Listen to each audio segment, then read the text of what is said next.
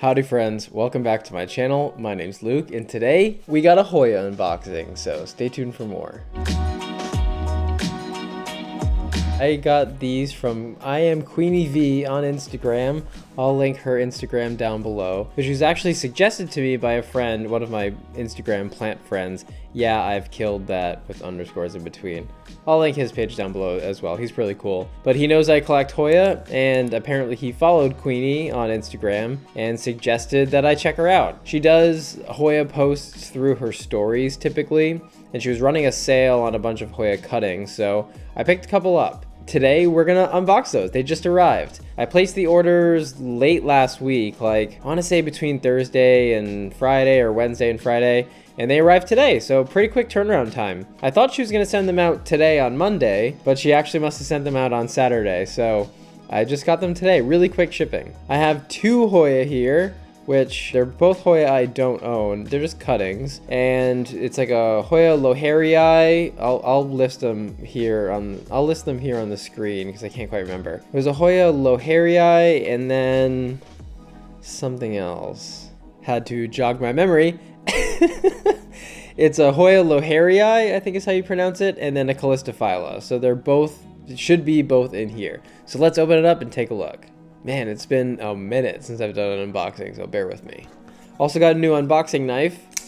It's called a Tonto blade, so that shape is a Tonto blade by Civivi. That's the name of the knife company, this little C. Civivi. Shout out Peter McKinnon for the recommendation. So let's jump right in.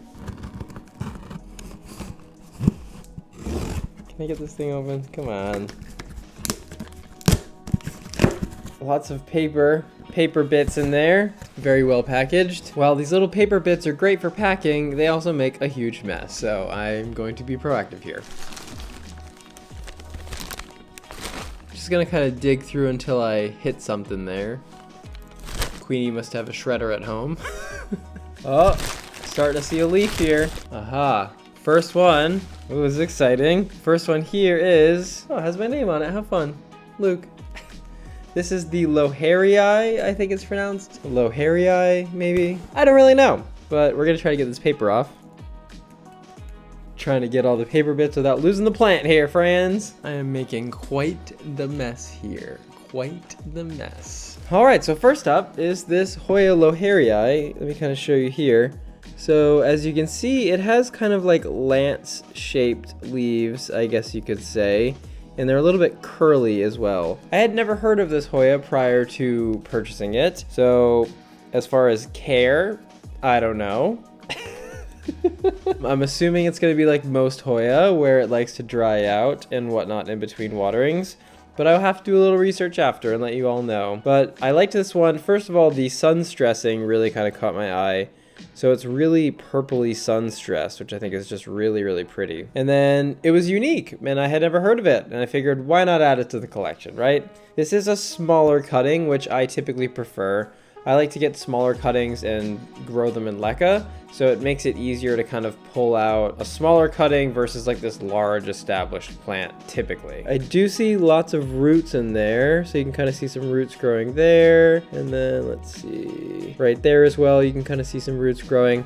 So that's always a good sign. Looks like it's very well rooted. Also a little drainage hole there on the bottom. But yeah, I'm excited to plant it up. She did recommend letting them sit for a while just to kind of, before repotting, which you should do with most plants when you receive them in the mail. So let them sit for a while, kind of get established to your climate prior to repotting them. Typically, when you receive a plant when it's been shipped, it kind of tends to go a little dormant anyway, and then if you repot it right away, it's kind of just adding stress to that plant that's unnecessary. So usually when I receive a plant in the mail, I let it kind of sit for a while, let it kind of get acclimated to my environment, and then I'll transplant it into leca, which then kind of, there's some stress there. So I won't expect to see any new growth on this for maybe a month or two, unfortunately. But that's okay. It's more about the long game with gardening, isn't it anyway?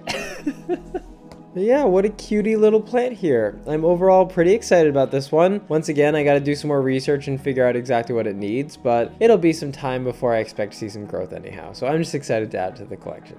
Now I gotta dig through and see if I can find this callistophylla. I might be saying that wrong. I don't really care. Oh, I see some leaves in here. Try not to damage it, taking it out. Oh, and here's the cup. Oh, and here we go. A little callistophylla here. Let me get the paper off here. Whee! I should probably hold it when I do that, huh? So you can see this is kind of like a lime green color with these deep, dark kind of veining in it as well. And we got 2 leaves. One's a little cut, but that's okay.